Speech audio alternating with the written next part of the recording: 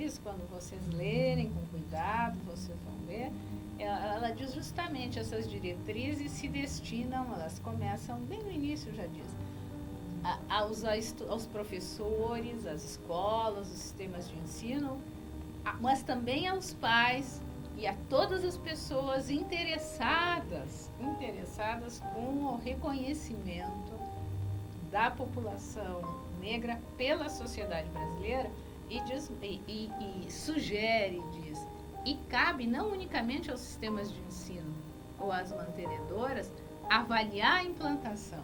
Diz mais, cabe à sociedade civil, sim, de posse desse documento, conversar com os estabelecimentos de ensino, com os sistemas de ensino, no sentido de acompanhar o que está acontecendo.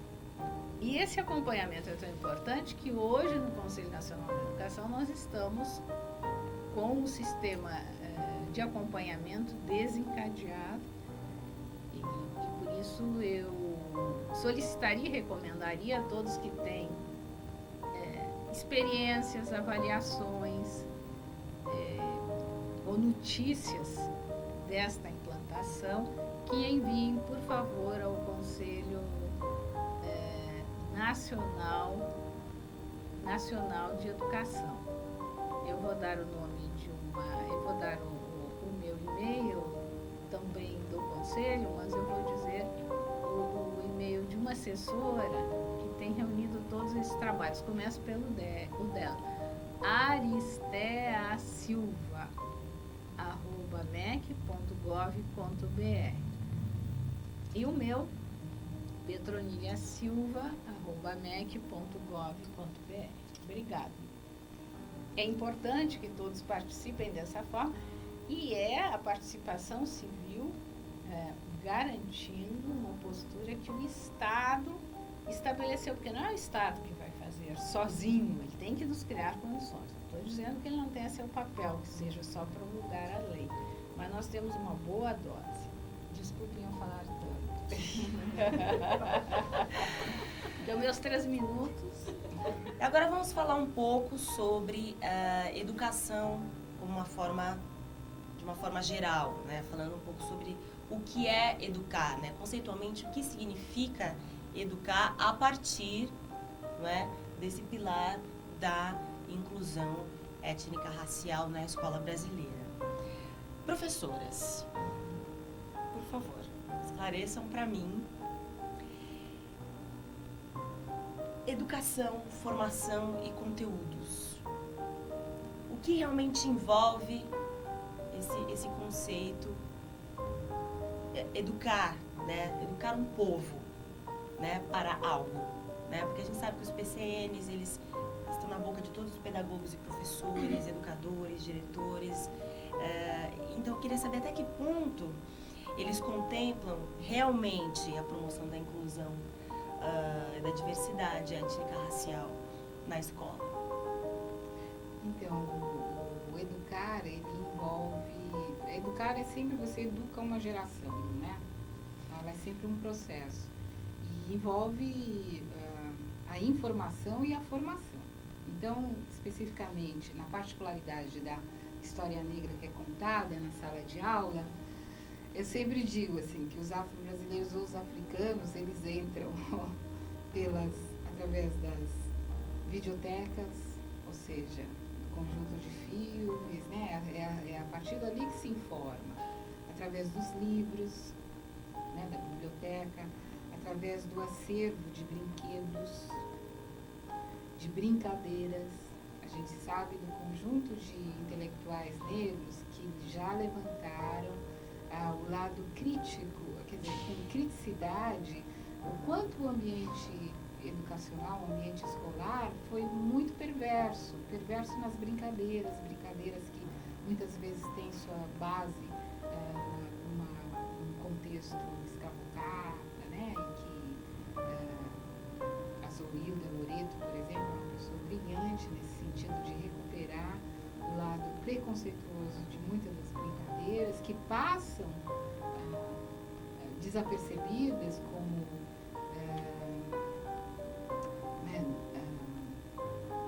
barra manteiga na fuça da negra, como se a fuça, quem tem fuça é animal, né? Quer dizer, são processos cotidianos de você animalizar uma referência nesse sentido de desprezá-la, né? E isso você reensina para a criança, né? E além dos vídeos, da literatura, do acervo de brinquedos, né? A questão das bonecas negras é uma linguagem específica e que está dentro do ambiente escolar, que precisa ser revisto, precisa ser... eu sempre acho que os personagens do universo da literatura, né, apresentada para a criança ou para a juventude, reproduz toda a desigualdade que existe na sociedade. Ele é simplesmente um espelho, né? Então você não encontrava personagens negros na literatura voltada para a criança e para a juventude, ou encontrava uma representação muito inadequada, né?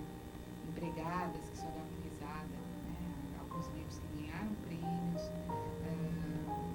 Então aí tem muita coisa para falar, mas vou dar a palavra aqui para minhas companheiras. Bom, eu tenho uma concepção meio freiriana de educar, né? Eu acho que você conscientiza e depois você educa. Você educa para o mundo, que ele tenha uma leitura de mundo. Eu acho que esse é o trabalho específico do professor. Que esse aluno, além dele ser educado, que ele tenha condições críticas dele interpretar o mundo que está ao redor dele ou que está fora dele. Eu acho que a diversidade é essa dificuldade de você saber que existe o outro. Então, é muito importante, por exemplo, na escola, trabalhar a representação, como você falou no outro bloco. Que todos se sintam representados. Aí você se sente que você realmente está participando daquele processo educativo, né, enquanto cidadão e cidadã, e o formativo que vem através dos acúmulos civilizatórios das diferentes culturas, e a nossa cultura que é distanciada desse processo, mas que nós estamos caminhando através dessas representações, que é a literatura, que foi mencionado no bloco anterior. É importantíssimo você dizer para o professor que tem uma literatura, que tem um acúmulo da cultura negra que está próximo a ele, que ele pode manuseá-la. Mas só que só os livros também não são o suficiente. Você também tem que prepará-lo para que ele trabalhe adequadamente com aquela literatura. Eu acho que quem fala muito bem sobre isso é a professora, que eu adoro, eu a respeito muito, que é a Ana Célia. Como se reconstrói através de uma imagem, outra imagem, que não seja ruim. Você pode construir uma imagem que melhore aquele segmento que você tenha em sala. Porque eu acho que o professor ele tem que ter a visão do todo. Ele tem que chegar numa sala de aula, a primeira coisa que ele tem que fazer é ter consciência de que lugar que ele está. E a partir daí ele começar o seu processo de educar e de formar. Porque às vezes eu trago informações que são importantes e no momento que eu chego na sala de aula se torna menos importante, que é a questão da nossa acúmulo africano, né? Então, acho que é um pouco isso. Eu acho que são coisas que a gente caminha junto. E eu tenho muito medo dos conteúdos, a preocupação que nós temos que ter, nós professores, quando a gente separa conteúdos. Ou a gente diz, esses conteúdos eu vou trabalhar, esse eu não vou, aquele eu vou, aquele eu não vou.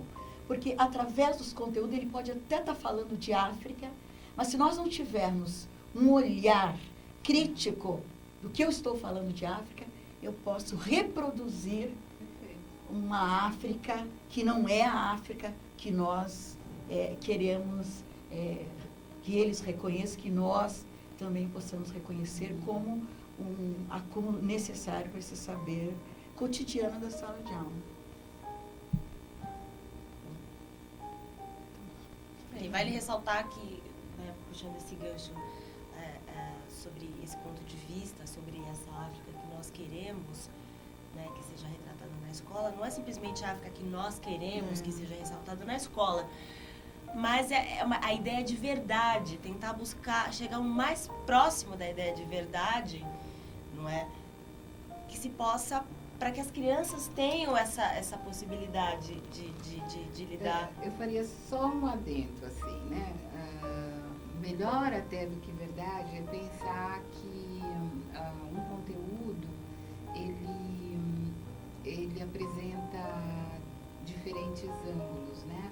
Então, muitas vezes você reproduzir uma África com um lugar onde tem muita doença, muita pobreza, muita fome, muita mosca, muita miséria, tal, ela é real. Existe essa África, mas não apenas e tão somente. Então, existe toda noções de África que o educador ele pode ampliar o repertório de referências. Então, existe uma África bela, né, e majestosa, né, e que também deve ser apresentada. Então, é ampliar o repertório de referências. Era exatamente isso que eu queria dizer com verdade, né? Porque a verdade ela é um conjunto de todos os aspectos que formam uma determinada coisa. E a gente sabe que não são todos os aspectos de todas as coisas que os alunos têm acesso na educação, né? Nesse sentido esse sentido de verdade, né? Uma coisa realmente não chapada, mas tridimensional, todos os aspectos. Quais são todos esses aspectos, né? Não se trata apenas da África que nós queremos que seja representada, mas a África a partir de todos os aspectos possíveis, né? Deixar de apresentar apenas um ponto de vista ou dois segundo os interesses, né, de uma elite dominante e se mostrar todos os outros, né? A professora Petronília podia falar um pouco para a gente sobre a questão do que é essa educação de um povo para a inclusão dentro da escola. Bom, eu vou falar na perspectiva do que seja a educação de raiz africana. Nós sempre dizemos, eu aprendi na minha formação como professora, que o processo educativo começa quando a gente nasce, e que a gente só para de se educar quando a gente morre. Mas eu fiz pesquisa na África do Sul e também no Brasil comparativamente e também comparativamente com colegas de outros países,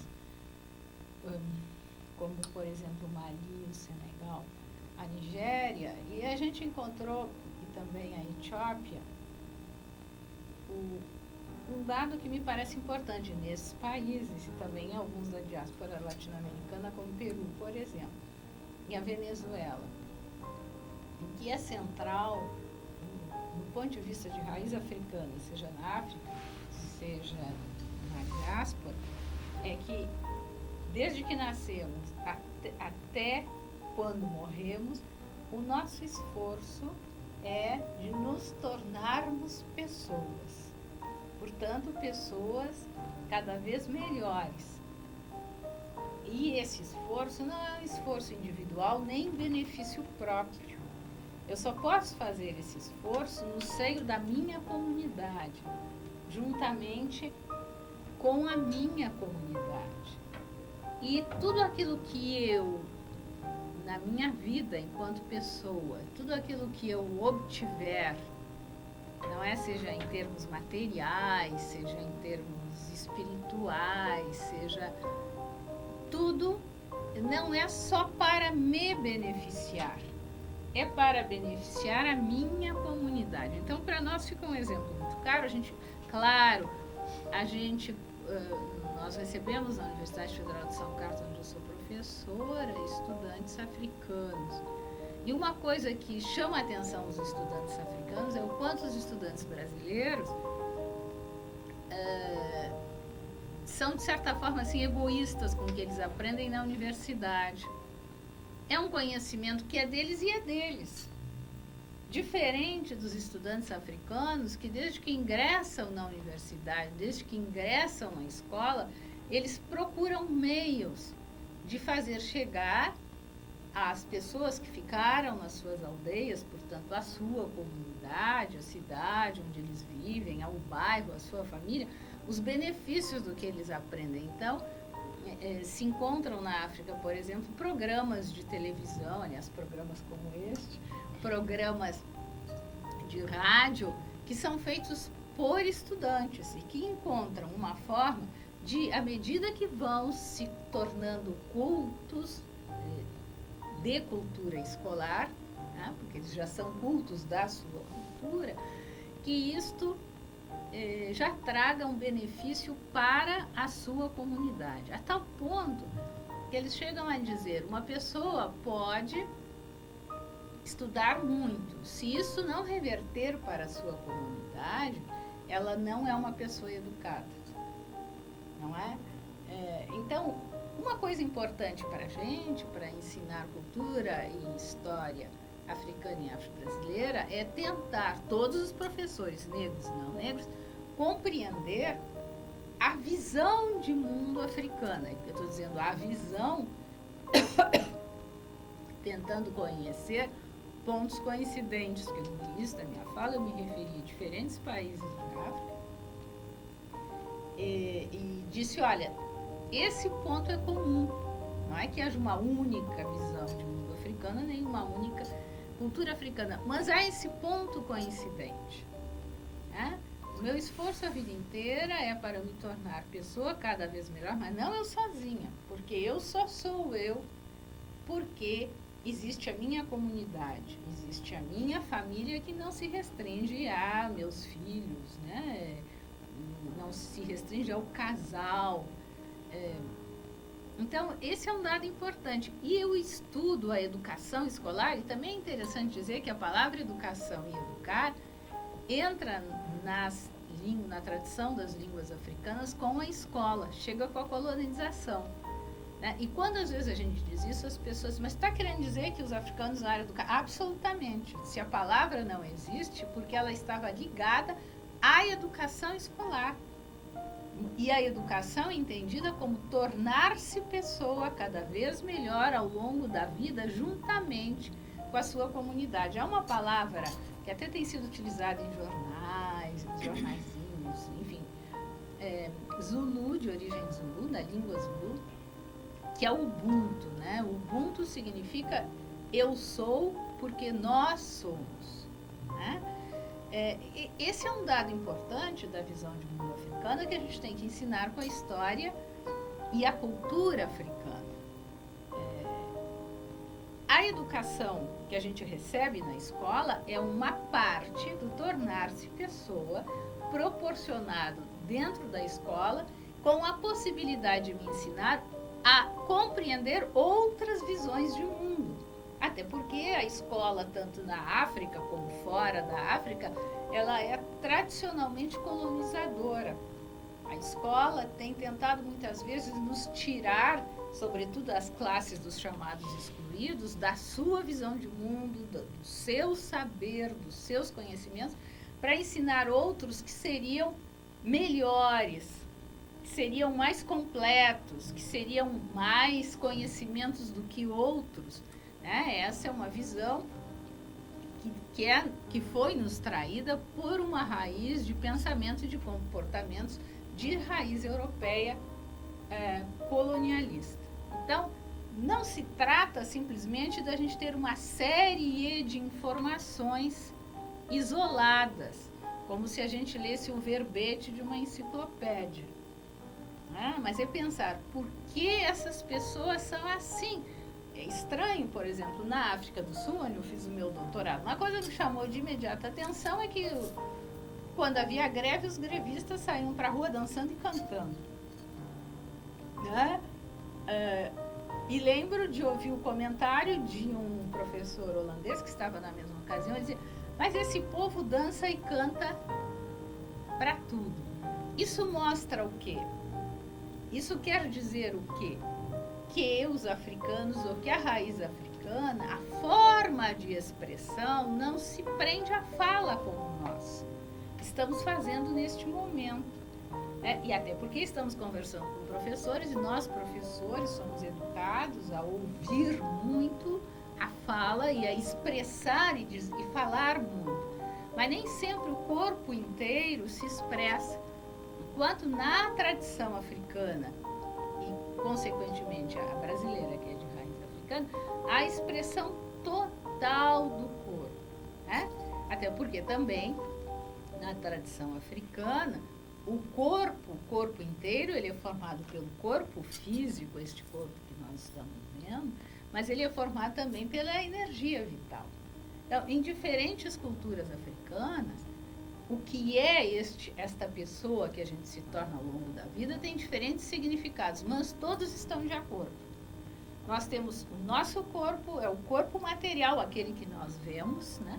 Aqueles que vamos identificar como negro, como branco, mas também é uma força vital que nos liga à comunidade e que nos liga também aos antepassados. E esse é um dado, aos ancestrais, esse é um dado importante. Porque há quem faça a crítica, e eu já tive uma colega que costumava dizer para mim, um colega lá da Universidade de São Carlos, uma colega descendente de europeus, vocês têm que ver com a África tanto quanto eu, isto é, nada.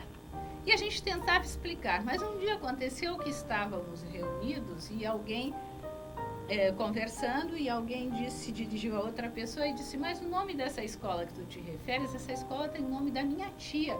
Essa pessoa que deu o nome a essa escola é minha tia. E a colega que dizia que a gente não tinha nada a ver com a África, virou para ele e disse, é tua tia? Não, ela já morreu. E aí eu disse para ela, eu acho que agora tu vai entender por que nós temos a ver com a África, não é? Porque aqueles parentes, aqueles que são da nossa comunidade, mesmo que tenham morrido, eles não deixaram de ser nossos parentes. Eles continuam sendo parentes, eles fazem parte da nossa comunidade. Dizendo isso, eu não estou querendo que os professores tenham que fazer parte da religião africana. Não, mas tem que ter compreensão dessa visão de mundo, porque também os negros, os descendentes de africanos cristãos, não é? Também muçulmanos, também eles têm esta visão de mundo. Para mim foi muito útil ter podido fazer a pesquisa, primeiramente na África do Sul e depois com colegas da África e da diáspora, porque isso me permitiu identificar entre nós estes dados importantes do jeito de ser e de viver dos africanos e dos afro-brasileiros. Talvez alguém pense, bom, mas nós temos que entender essa visão de mundo e as outras. Bom, a visão de mundo europeia já está presente dentro das escolas. Vamos ter sim que entender visão de mundo indígena e visão de mundo dos descendentes de asiáticos. Mas como é que eu, professor, vou dar conta tudo sozinha? Ou sozinho? Não vou dar. E tenho que contar com os descendentes, com os povos indígenas e com os descendentes de asiáticos, como tenho que contar com nós negros descendentes de africanos para entender. E vejam bem, se eu me torno pessoa no convívio com os outros ao longo da vida, a escola tem que entender e tem que analisar as ações racistas e discriminatórias que vão nos formando. Tanto os que discriminam como os que são discriminados. O Paulo Freire, já citado pela Marilândia, deixa bem claro, toda atitude de opressão, ela causa danos não apenas ao que é oprimido, mas causa danos ao opressor pela arrogância que ele tem e que não permite com que ele se torne plenamente humano durante a sua vida. Desculpem eu falar tanto, mas eu só quero concluir dizendo o seguinte. O parecer, as diretrizes curriculares nacionais para a educação das relações étnico-raciais e para o ensino de história e cultura afro-brasileira e africana, trazem indicações de dados, de conteúdos que seriam importantes, que professores, que pais, que integrantes do movimento negro apontaram como importantes de se saber. E concluindo, e vocês vão ter que me cortar, mas concluindo, vejam bem, voltando àquele ponto, por que essas diretrizes dizem respeito também ao curso superior?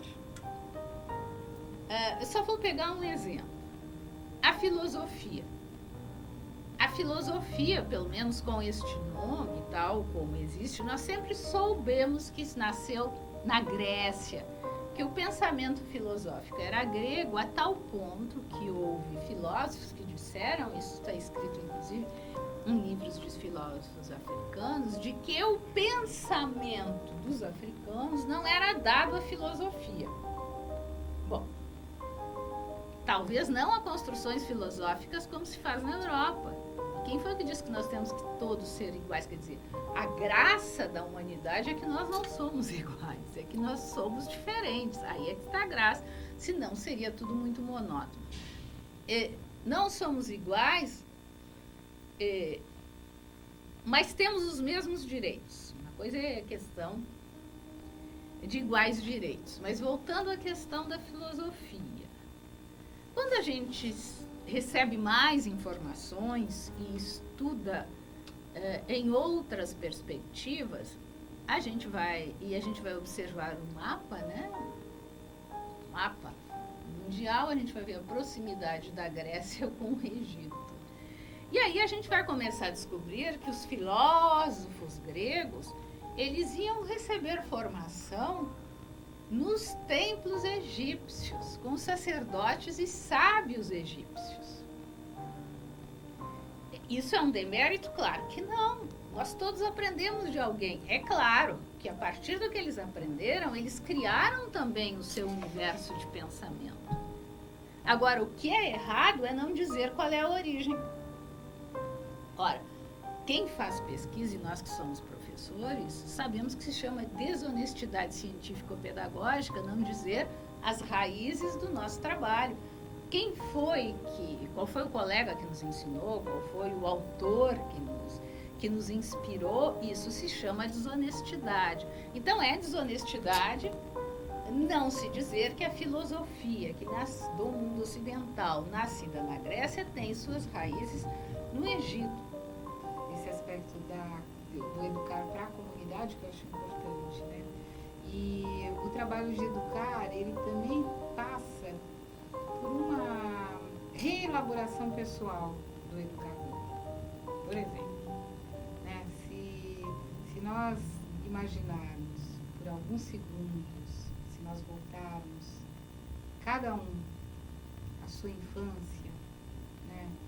E procurar nessa memória da infância um personagem, não, uma obra, um livro que conheceu lá na infância, né? Esse é um exercício de vivência, mas que cria muito sentido para esse debate que nós estamos tocando aqui. Isso quer dizer o quê?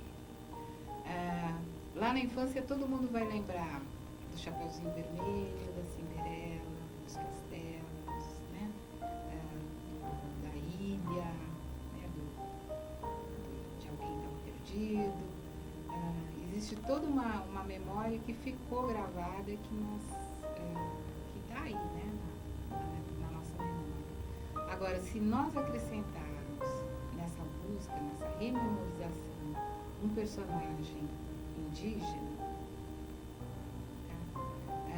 a grande maioria das pessoas não vai encontrar. Ou se encontrar, vai encontrar personagens muito cristalizados numa construção do século XIX, que é o Cecil período, né? E muitas personagens, muitas vezes boçalizados, que têm uma relação com os personagens que não são indígenas, de submissão. E acrescentando nessa busca personagens negros, o quadro fica mais complicado ainda, né? Então, redimensionando essa história pessoal para uma história da cultura da sociedade brasileira, é que é o ponto importante nós retomarmos, né? Porque nós temos as Anastácias, nós temos os Pai João, nós temos uma história produzida pela literatura, né? Que circulou na nossa infância. A infância é a minha como adulta hoje e muitos de vocês educadores que estão assistindo. Então, esse redimensionamento, quando nós pensamos na nossa infância, é que nós retomamos a questão da educação a partir de hoje, porque hoje nós temos uma geração na nossa frente, onde nós podemos reapresentar um mundo de uma maneira mais bacana, né? De uma maneira mais equitativa, né? Que é o termo. Então, esse também é um aspecto, não é só a informação, nem a formação daqui para frente, mas é um rever, reelaborar internamente quais foram as nossas, os elementos, os conteúdos que nos formaram, né? E o que a gente está fazendo com eles aí. Bem, aqui fica a nossa contribuição a esse tema. Eu agradeço a participação da professora Petronilha, da professora Marilândia e da professora Heloísa, que nos ajudaram bastante a esclarecer várias questões que com certeza, né, estavam na cabeça de vários educadores e professores que estão assistindo ao programa.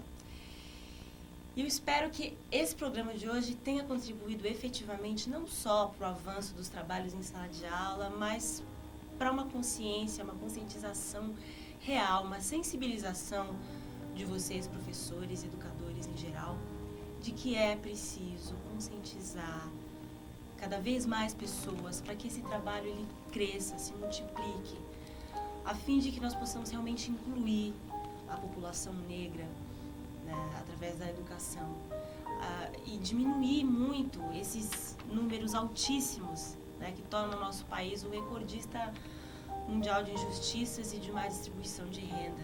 Né? Vamos tentar resolver essas questões a partir da educação, que é o propósito dessas três profissionais fantásticas e maravilhosas, as quais eu tive muito prazer de estar aqui durante esse programa.